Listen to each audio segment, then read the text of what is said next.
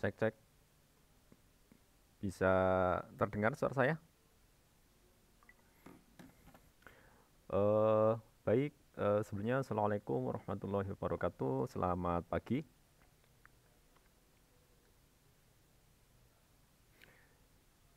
Oke, hari ini kita ini ya masih lanjut materi satu kali minggu depan insya Allah kita UTS gitu.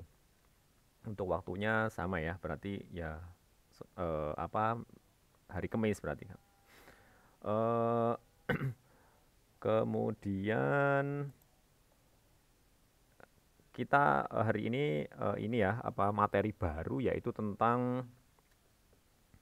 tentang objek storage ya. Sebenarnya kita sebelumnya sudah membahas mengenai apa software as a service, platform sampai infrastruktur.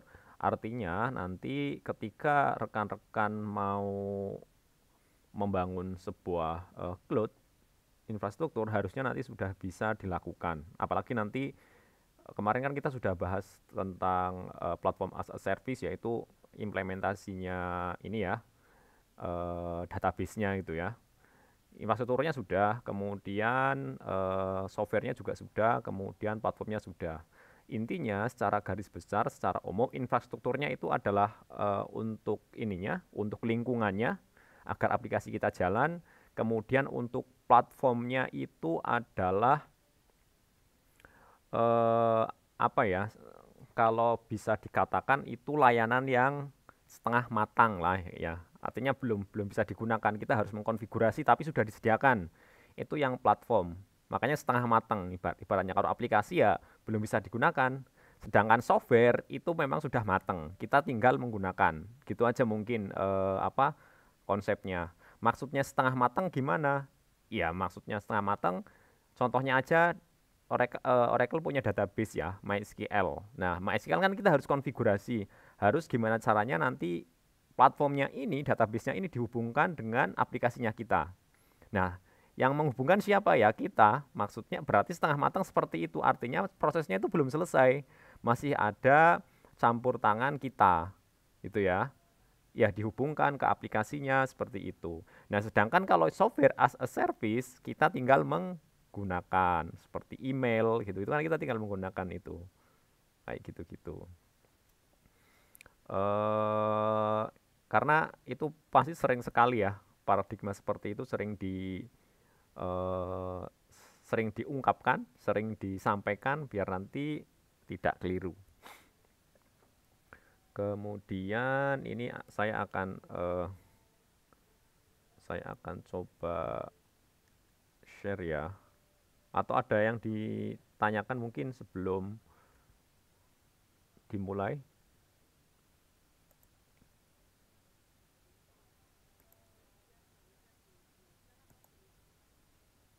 Oh, oke. Oke, ini saya post dulu ya. Ya, jadi sebenarnya inti dari kuliah ini jadi nanti ada 3 poin ya di sini ya. Eh, Yang pertama itu nanti pertama kita di awal itu kita kan bahasnya tentang infrastruktur. Infrastruktur berarti ya menyiapkan tempatnya agar aplikasi kita bisa berjalan gitu ya. Lokasinya, tempatnya, menyediakan tempatnya, lokasinya gitu. Ibaratnya kalau misalkan kita membangun rumah, lokasinya di mana, kemudian sebelum kita tempati ya dibuat dulu pondasinya dan segala macamnya kayak gitu. Infrastruktur. Berarti tanpa itu ya nggak bisa jalan, gitu ya. Pertama infrastruktur. Kemudian yang kedua itu platform, ya. Kan itu platform. Nah, platform ini dia itu seperti ketika kita mau makan nasi baru setengah matang, belum langsung kita gunakan. Contohnya kemarin kan kita yang platform as a service itu database ya. Contohnya database. Nah, database ini agar database kita bisa digunakan kan kita harus dihubungkan ya, harus dihubungkan ke aplikasinya kita. Gitu ya. Halo? Iya, artinya memang benar-benar setengah matang baru separuh perjalanan. Ketika kita membangun aplikasi, tempatnya sudah ada, platformnya sudah ada. Nah, kalau hanya dua ini, ya belum bisa jalan aplikasinya kita.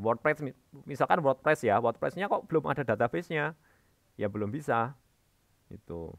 Nah, habis itu baru softwarenya. Kalau misalkan kita menggunakan software as a service, ya kita tinggal menggunakan. Kita tidak pusing infrastrukturnya, kita tidak pusing dengan platformnya. Terserah platformnya apa, itu urusan penyedia.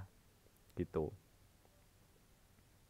Gitu Putri, mungkin sudah jelas sampai situ. Biar paham konsepnya terkait infrastruktur, platform as a service, kemudian software as a service. Oke. Saya sudah share screen, sudah terlihat belum? Baik. Eh, nah, hari ini kita akan diskusi tentang storage ya, object storage. Outline-nya diharapkan nanti outline-nya ini ya akan kita bahas ya. Ada object storage itu apa, kemudian resource-nya yang digunakan, karakteristiknya seperti apa, cara ngaksesnya, dan limitasi dari object storage itu sendiri. Eh, nanti setelah selesai materi ini dan mengerjakan job sheet-nya tentunya diharapkan nanti bisa paham tentang object storage itu. Nah, ini sepertinya sebelumnya juga sudah ada ya yang mencoba tentang object storage. Di pertemuan awal kan kita disuruh explore ya, terserah set layanan apa aja yang ada di Oracle. Nah, kemudian yang kedua itu dapat memanfaatkan ya. Artinya kita sudah tahu object storage apa karakteristiknya. Kemudian setelah itu bisa kita implementasikan, bisa kita manfaatkan. Kan ya seperti itu ya konsepnya ilmu. Kita tidak hanya tahu, tapi juga diamalkan atau diimplementasikan. Nah, sebenarnya object storage itu apa? Object storage ya kita tahu ya bahwa di sini ada storage, ada objek. Nah, yang mana objek ini kan apa ya objek itu suatu hal yang ada di dunia ini ya, yang dia memiliki tipe gitu ya atau jenis gitu. Nah, storage nanti kaitannya dengan penyimpanan. Nah, berarti di sini kalau Oracle kalau kalau yang sebelumnya kita belajar tentang platform as a service, itu kan di sana juga kita telah mempelajari tentang penyimpanan ya, storage. Gitu. Nah, storage-nya tapi dia modelnya dalam bentuk terstruktur atau database gitu ya. Di mana data-data tersebut dia disimpan ke dalam yang direpresentasikan dalam sebuah tabel. Database kan seperti itu. Nah, kebanyakan di sana yang disimpan ya teks gitu ya, teks, tipenya teks, tanggal, apalagi foto-foto pun sepertinya sangat jarang ya disimpan di database karena yang disimpan itu biasanya apanya? Ada yang buat aplikasi terus fotonya disimpan database? Harusnya enggak ya. Harusnya enggak. Nanti loadnya loadnya berat. Harusnya yang disimpan ya hanya path-nya aja, hanya nama filenya misalkan seperti itu. Sedangkan untuk file fisiknya nanti disimpan di dalam folder atau storage juga sebenarnya. Nah, eh, itu tentang database yang dia datanya atau objeknya yang sangat terstruktur. Nah, sedangkan di realnya, di kehidupan nyata, objek itu ya terserah, dia belum tentu dia terstruktur, belum tentu jenisnya langsung bisa disimpan ke dalam sebuah database. Nah, di sini object storage ini berarti sebuah platform. Nah, ini ya platform ya. Sekali lagi platform, artinya berarti setengah matang. Artinya nanti harus dimatengkan lagi. Siapa yang matengkan? Ya kita dengan aplikasinya kita. Nah, sebuah platform yang digunakan untuk melakukan penyimpanan. Untuk melakukan penyimpanan ya tentunya dia memiliki performa performa yang tinggi dan scalable. Selain itu dia juga menawarkan sebuah ini ya ketahanan data dan tentunya ya biasanya hemat biayanya. Nah, nah ini kebalikannya dari yang database. Kalau yang object storage dia itu tidak struktur, jumlahnya pun tidak terbatas. Jadi tidak struktur di sini ya terserah ya jenisnya seperti apa kayak gitu-gitu. Dia bisa bisa teks, gambar, video, dokumen, ya apapun namanya juga objek, ya terserah. Nah, artinya berarti kalau misalkan kita menyimpan sebuah objek seperti ini, ya kurang pas kalau nanti disimpan ke dalam sebuah jenis database yang struktur, DBMS gitu ya, yang DBMS. Nah, biasanya tujuannya ini yaitu digunakan untuk melakukan data analitik ya dan konten. Ada yang pernah dengar istilah big data?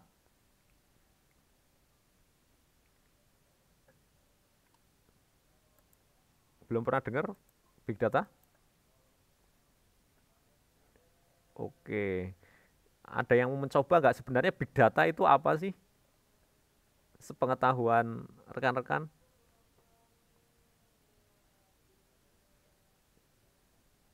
datanya besar, datanya banyak. Yang lain,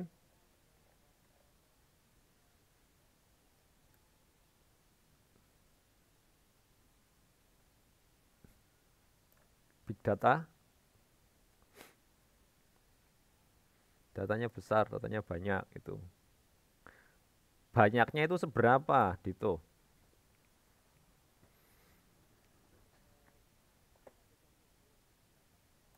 Jutaan apa ini?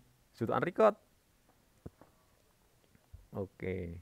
Nah, sebenarnya ya sebenarnya tidak salah ya kalau big data itu memang ya kalau dari katanya kan sudah merepresentasikan ya bahwa datanya berarti nanti yang diolah itu besar atau banyak, tetapi tidak sepenuhnya benar dengan istilah karena masalah data dan apa datanya banyak gitu. Sebenarnya yang paling tepat adalah kenapa diistilahkan big data karena dia datanya itu tidak terstruktur. Tidak terstruktur maksudnya gimana? Ya dia di dalam penyimpanannya dia itu bisa menerima data dalam format atau jenis apapun. Teks ya oke, audio ya oke, video ya nggak masalah. Artinya format apapun. Nah, nah dari format-format tadi kemudian nanti diolah dalam menggunakan algoritma tertentu atau metode tertentu sehingga nanti apa ya dia bisa menghasilkan sebuah informasi ya. Kan konsepnya seperti itu dari data yang tidak ada informasinya kemudian dari data kemudian diolah sehingga kita bisa apa bisa bermanfaat dan bisa menghasilkan sebuah informasi. Jadi poinnya adalah big data itu karena selain datanya besar, banyak dan dia tidak terstruktur. Itu yang poinnya yang penting di situ.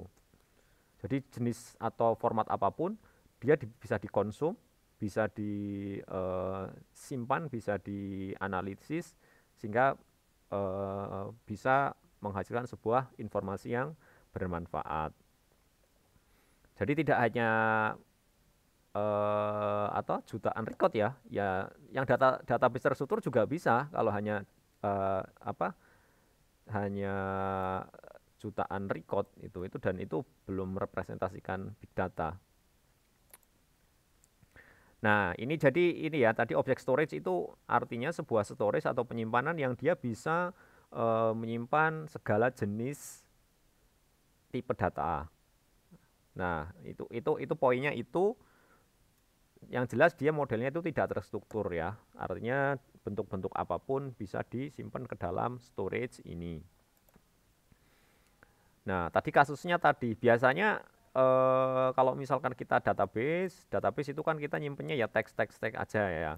Foto pun dia tidak disimpan ke database, tapi kalau foto biasanya dimasukkan ke dalam folder tertentu. Misalkan di sini ada image 1, image 2, image 3 dan segala macamnya. Kemudian nanti dari database nanti tinggal ngeload apa file yang ada di sini ya. Image src bla bla bla gitu. Nah, sebenarnya yang di sini ini juga image ini adalah sebuah objek yang tersimpan di dalam folder atau path tertentu atau storage tertentu. Nah, berarti di sini kita sebenarnya sudah memanfaatkan objek storage ya. Ya hanya saja ini bentuknya masih folder biasa yang konfigurasinya tidak terlalu configurable. Itu. Nanti kita lihat yang objek storage. Nah, eh Nah, ketika kita menggunakan objek storage ini, ya jelas ya, kita itu bisa ngakses dari internet atau dari dalam platform cloud. Ya, kalau dari internet, ya gampang saja. Apa nanti ada path-nya tertentu. Ya, kalau sekarang kalau bukan menggunakan objek storage, dia nanti diletakkan di public HTML, di situ di www, misalkan di folder src, yang dia aksesnya misalkan sudah bisa read, nanti bisa diakses dari internet. Tapi nanti yang ini object storage juga nanti bisa seperti itu ya untuk model aksesnya. Tapi tekniknya jelas beda ya, tidak menggunakan tidak harus di public HTML, dia punya struktur penyimpanan tersendiri. Nah, kalau dari dalam platform cloud ya jelas sangat memungkinkan sekali. Nah, berarti kalau dari sini harusnya rekan-rekan sudah punya gambaran bahwa ketika kita punya sebuah website, misalkan punya sebuah web yang di dalamnya banyak image-image yang dia sifatnya statis gitu, berarti nanti bisa disimpan ke dalam sebuah objek storage. Di sini misalkan di sini ada sebuah ada kumpulan image yang dia sifatnya statis, atau ketika kita ngupload gambar gitu ya, agar nanti misalkan di sini kita punya sebuah server aplikasi, ada websitenya, storage-nya tidak terlalu banyak, nggak apa-apa, karena ketika kita mengupload nanti dia akan di-upload di dalam storage yang berbeda. Nah, objek storage ini dia menyiapkan atau menawarkan beberapa antarmuka atau cara melakukan aksesnya ya, untuk memudahkan kita dalam melakukan pengelolaan objek storage ini. Nah, di sini ada ini. Di sini untuk ini ya, untuk objek storage ini dia itu tidak terikat dengan layanan regional. Artinya misalkan kita sekarang regionalnya masuknya Singapura gitu ya. Nah, ketika objek storage-nya nanti mau diakses di luar regional, luar daerah, nanti ya enggak masalah. Itu tidak ada isu. Artinya kita bisa ngakses dari mana aja di luar konteks Oracle Cloud infrastruktur. Nah, artinya yang jelas ya, intinya ketika kita bisa bisa ada konektivitas internet, kita bisa mengakses objek storage tersebut. Nah, sama halnya ketika kita punya ini ya, punya file atau folder, kita juga bisa melakukan pembatasan. Artinya bisa diberikan akses ke orang-orang dengan ini ya, dengan rule-rule tertentu. Misalkan si X dia hanya bisa read saja, kemudian si Y dia hanya bisa dia bisa selain read dia bisa put file, kemudian delete kayak gitu-gitu. Nah, ini nanti di object storage itu sangat memungkinkan sekali, atau ketika kita kemarin sudah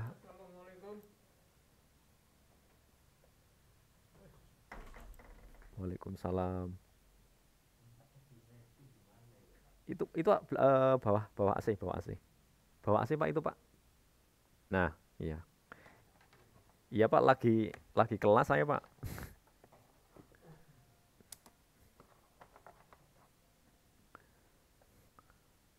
Oke, oke, mohon maaf.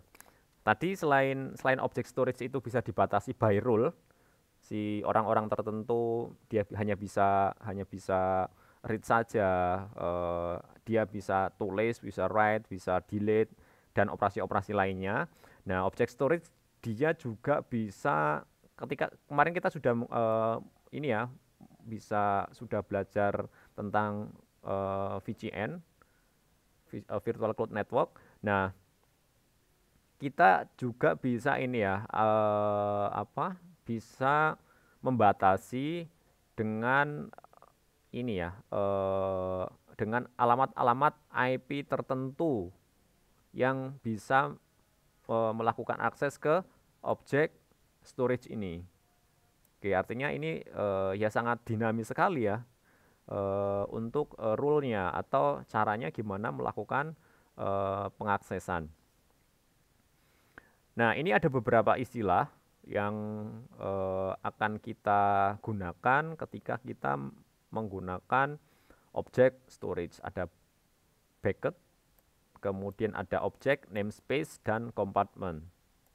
Ya, ini istilah-istilah yang sering digunakan ketika kita menggunakan object storage. Sebenarnya istilah ini sudah ini ya, sudah mungkin yang agak asing ini misalkan compartment, kemudian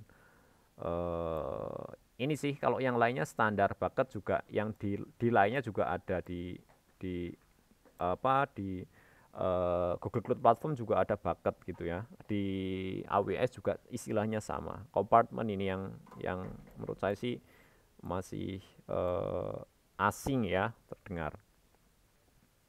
Namespace juga harusnya ini sering ada. Misalkan ketika kita belajar pemrograman juga ada istilahnya namespace gitu ya. Namespace itu kalau di programming ya kayak paket atau sebuah folder. Sehingga ketika kita ngaksesnya ya harus di-include ya namespace-nya. Biar tidak terlalu panjang untuk buat ininya, buat manggil kelas-kelasnya atau fungsi-fungsinya. Nah, yang pertama ini adalah bucket ya. Bucket ini adalah kalau tekstualnya itu sebuah container untuk menyimpan objek. Ya, ibaratnya ini adalah sebuah keranjang mungkin ya. Ada sebuah keranjang seperti ini. Nah, ini nanti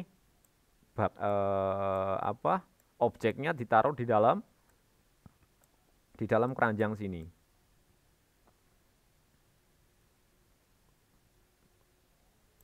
Nah, ini adalah jadi misalkan kita membuat sebuah ini objek, kemudian di luarnya itu ada kok kayak gini. Di luarnya itu ada, nah di sini. Ini adalah yang ini itu ini objeknya. Objek. Kemudian yang bagian ini, yang luarnya itu adalah bucketnya. Ya ibaratnya keranjang lah ya. Artinya di dalam, misalkan kita menyimpan itu di folder mana gitu, berarti filenya di mana, berarti di dalam folder-folder. Nah, ini berarti anggapannya adalah bucketnya.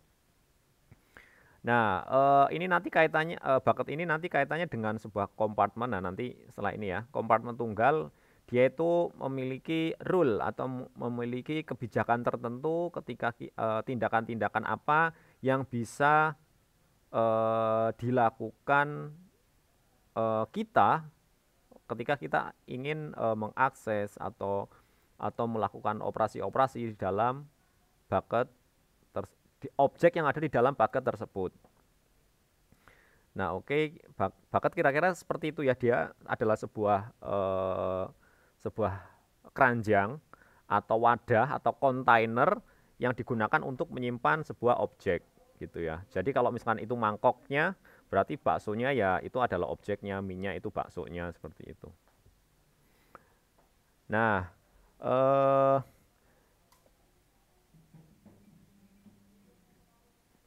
tadi kita tahu ya bahwa objek storage itu dia support atau dia adalah objek yang tidak terstruktur, artinya semua tipe data bentuknya apapun, audio, file, teks, video, nggak masalah, bisa disimpan ke dalam ke dalam bucket ini. Nah, kemudian di dalam sebuah objek ini terdapat adanya metadata ya. Metadata itu ya informasi-informasi yang menjelaskan tentang objek tersebut. Misalkan ketika kita create sebuah file kan biasanya itu nanti ada dia create-nya kapan, dia create-nya dari komputer mana, modify-nya kapan. Nah, seperti itu. Nah, di sini juga ada di object storage juga ada untuk metadatanya. Nah, tadi ya bahwa setiap objek ini disimpan ke dalam sebuah bucket. Nah, selanjutnya tadi kita sudah tahu tentang objek, kemudian ada bucket, kemudian yang selanjutnya ada namespace. Nah, ini adalah top level dari kontainer ya tadi atau dari bucketnya tadi dan objek. Nah, biasanya ketika kita mau membuat sebuah ini ya, membuat Oracle Cloud Infrastructure, nanti kita disuruh membuat namespace ketika kita mau mendefinisikan sebuah object storage, dan ini sifatnya unik, dia tidak bisa dilakukan perubahan. Nah, kalau ini namespace ini dia nanti mencakup semua kompartemen, nanti kompartemen yang terakhir dalam suatu wilayah. Nah, sama dengan ini ya, sama dengan bucket ya, bahwa ini nanti dia unik, artinya tidak bisa dilakukan perubahan ya. Nah, misalkan berarti namespace ibaratnya seperti ini. Ketika misalkan kita ada mangkok gitu ya. Ini ada mangkok tadi ya. Ketika kita makan bakso itu. Nah, ada di dalam mangkok misalkan itu ada bakso, kemudian ada kuahnya. Ya, kemudian ada mie-nya itu ya, sambelnya. Nah, bakso, mie, kuah, kemudian kuahnya ini adalah objeknya. Nah, sedangkan mangkoknya ini adalah tadi itu bucketnya. Nah, biasanya pelayan kan itu menyajikan dengan menggunakan nampan ya. Nah, nampan ini adalah namespace-nya. Gitu ya. Ini adalah namespace-nya. Biasanya kan di dalam sebuah namespace sebuah nampan ini bisa terdiri dari lebih dari satu mangkok bakso ketika menyajikan itu ya. Sampai sini mungkin ada pertanyaan terkait dengan istilah bucket, objek, namespace.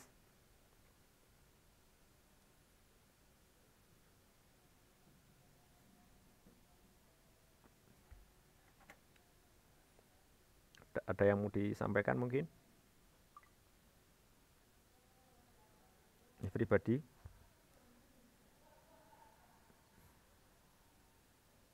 Halo, ini pada menyimak enggak ini? Belum ada ya? Oke, ini enggak terlalu susah sih object storage ini. Dia itu mirip seperti Google Drive. Ya. Jadi Google Drive kan sama ya, kita bisa menyimpan apapun itu di sana gitu. Nah, tetapi ini nanti bayar kalau yang ini. Kalau yang versi gratis ya pasti punya limitasi ya, berapa per ini. Tapi kalau yang ini bayar.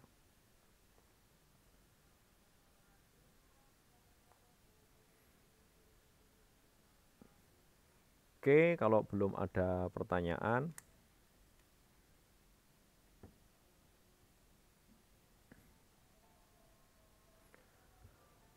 saya lanjut lagi. Nah, sekarang baru yang istilahnya compartment. Nah, compartment di sini ini apa ya? Kalau di sini istilahnya itu primary block building ya. Di sini digunakan untuk mengatur sumber daya cloud. Nah, dulu kan ketika kita mendaftar cloud itu biasanya kan ada namanya compartment ya. Nah, ini compartment ini ya yang paling atas rootnya ya.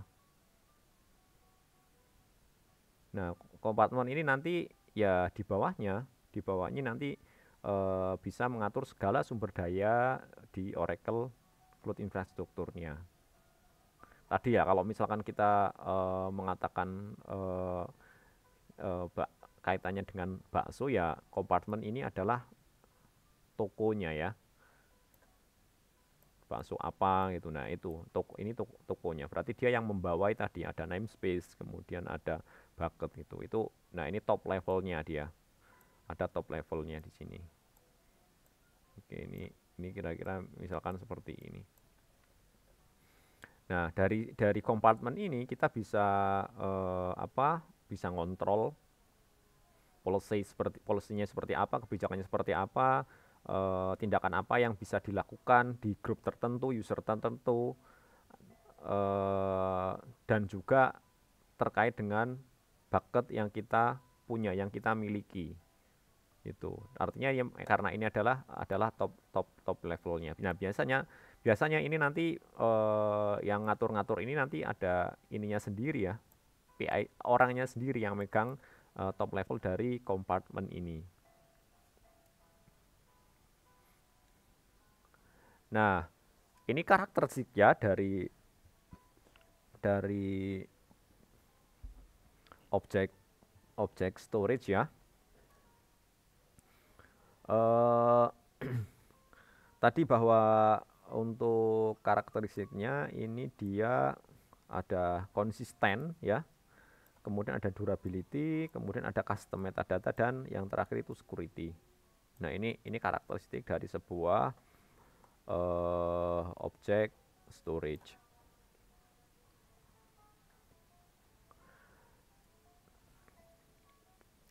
Nah di sini konsisten ya, bahwa saat kita request objek di dalam sebuah ini bucket, dia itu akan membuat sebuah ini ya, akan buat salinan sehingga ya ini benar-benar digunakan untuk menjaga objek yang kita akses gitu. Artinya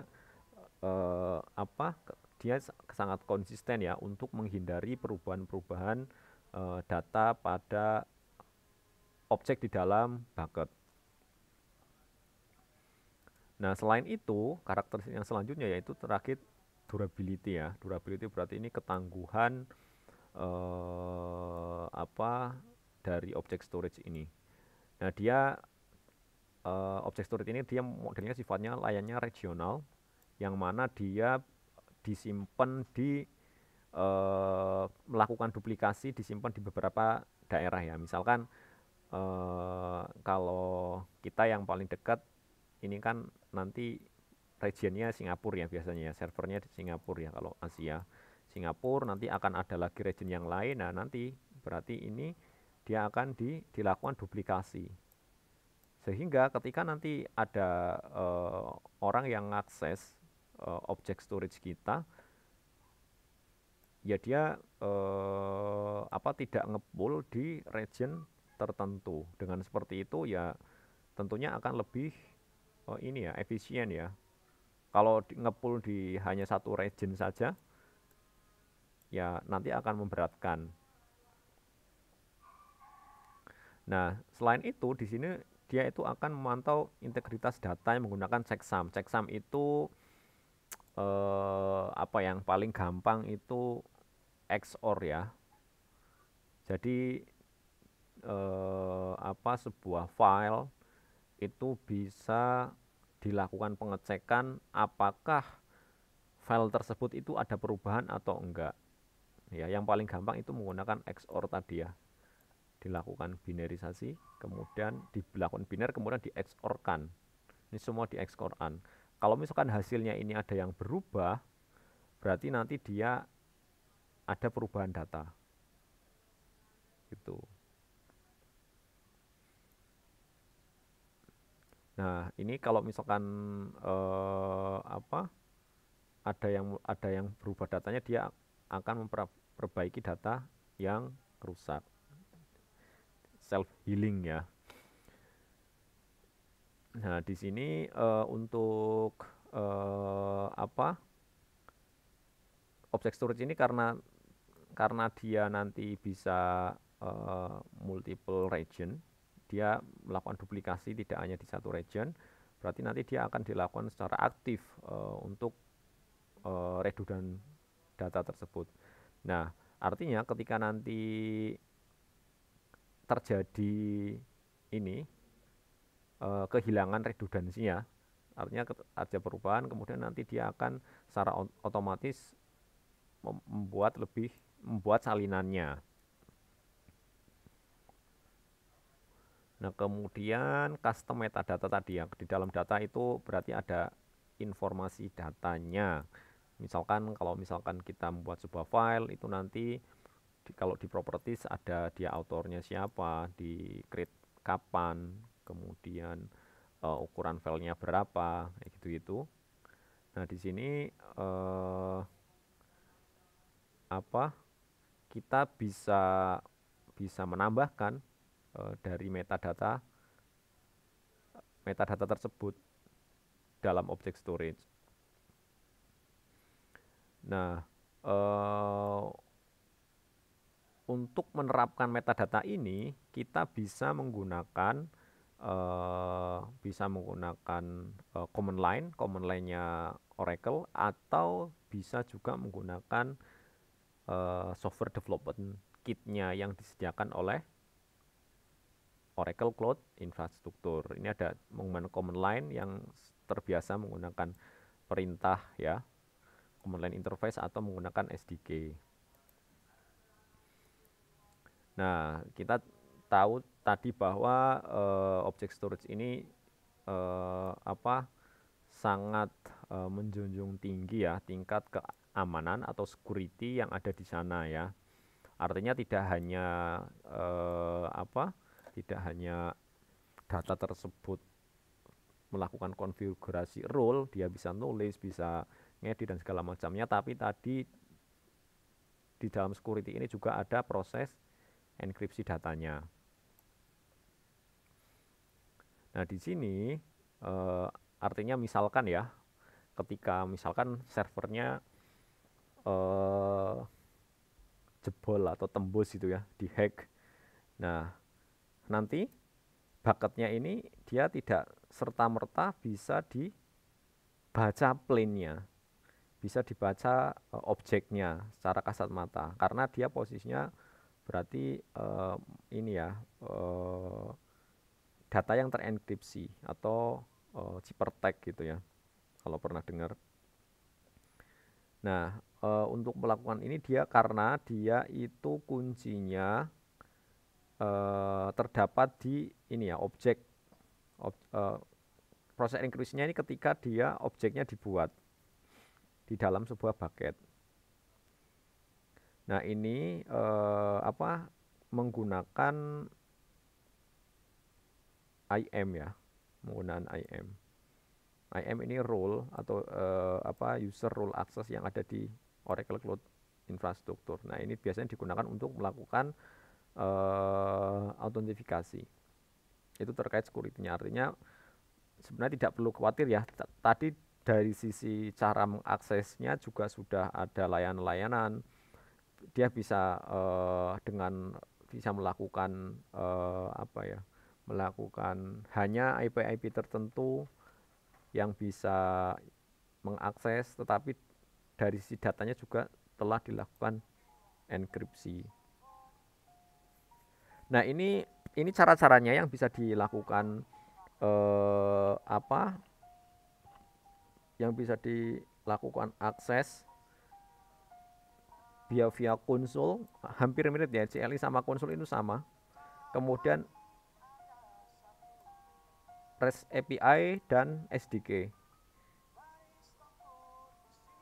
Ini mohon maaf, ini saya ada apa namanya? Ada lagu itu, ini apa, ada peresmian kan, hari ini peresmian pelantikan direktur. Saya paralel Zoom.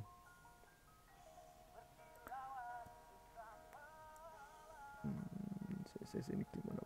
Oke, bisa di mute. Jadi ini ya, bisa lihat konsol, bisa lihat command line interface. Ini hampir mirip, konsol sama command line interface itu sama.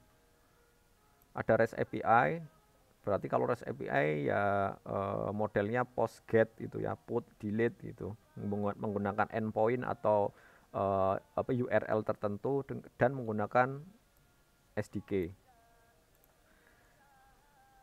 Oke, ini ada beberapa limitasi resource-nya tadi ya, untuk melakukan apa, limitasi ini dia hanya bisa dilakukan via ini ya, konsol SDK CLI REST API. Selain itu juga IAM ini dia akan melakukan pengelolaan kredensial ya. Kredensial itu semacam key untuk apa, untuk melakukan akses object storage. Nah, di sini nanti dia juga bisa digunakan di Amazon S3. Amazon S3 itu sebenarnya layanan object storage juga yang dimiliki oleh Amazon AWS, Amazon Web Service.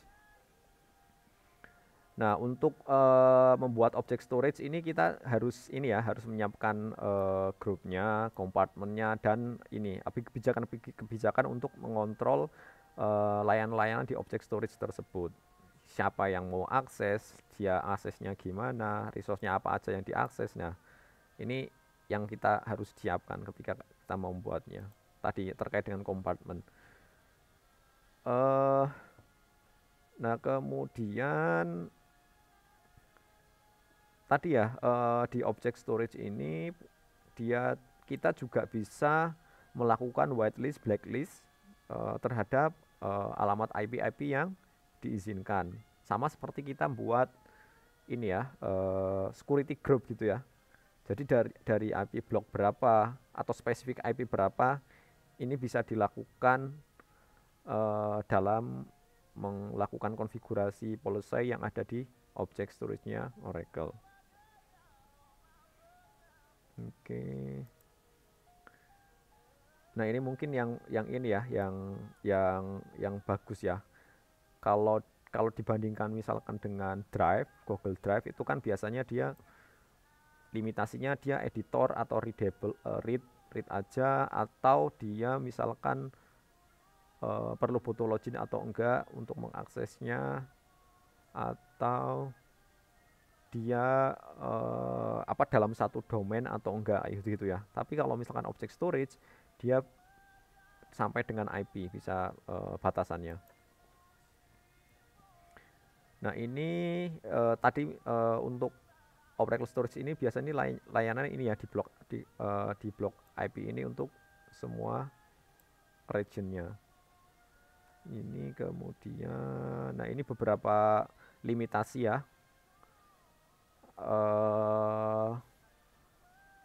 Jumlah object storage per namespace itu ada di dalam ini kompartemen itu 1. Nah, ini mungkin karena menggunakan yang free ya, maksimum object size-nya itu ada 10 terabyte ya ini. Ini uploadnya sekian, kemudian multi-part upload, jumlah per bagian Kemudian ketika kita melakukan put objek upload menggunakan API itu sekitar 50 giga, sedangkan metadatanya itu 2K. Wah, metadata 2K itu udah banyak sekali informasinya yang bisa disisipkan di sana. Itu mungkin untuk teorinya saya cukupkan, tapi sebelum rekan-rekan mencoba job sheet-nya, ada yang mau disampaikan?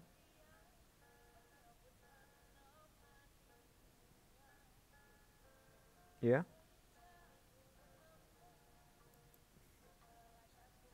Mm-mm.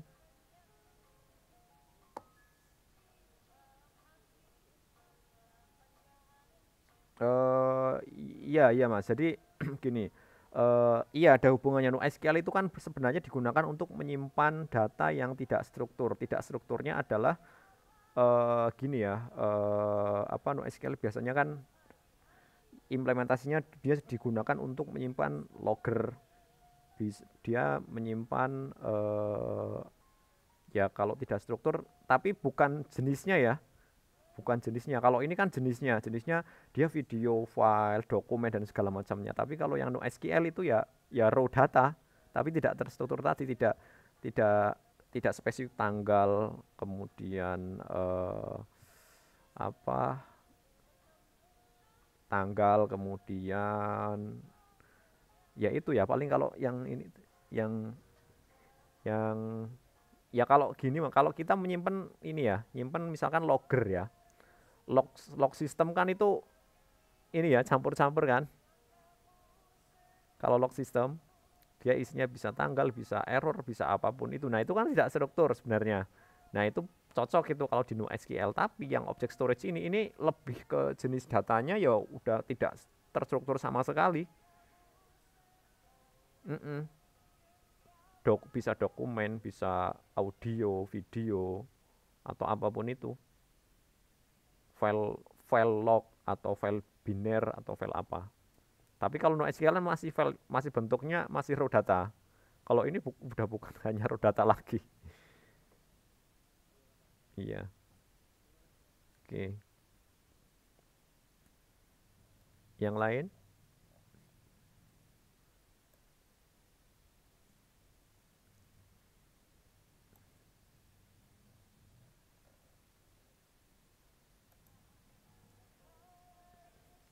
Putri, ada yang ditanyakan Kak Putri?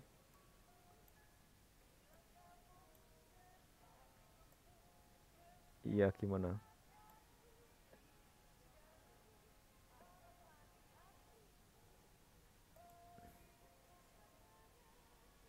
Hmm, mm-mm.